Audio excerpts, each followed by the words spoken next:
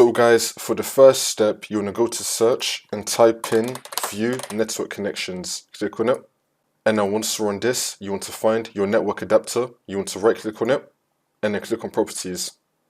And now you want to click on configure. Once this comes up, you want to go to the advanced tab. And now this will come up.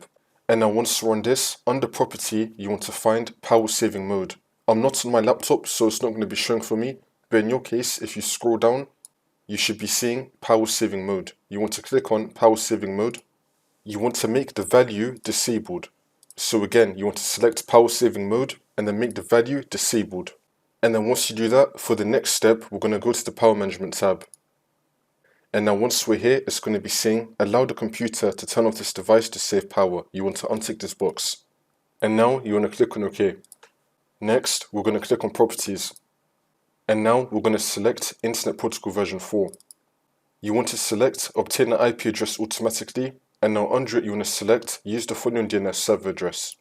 You want to make the first line 8888 and you want to make the second line 8844 and then click on OK.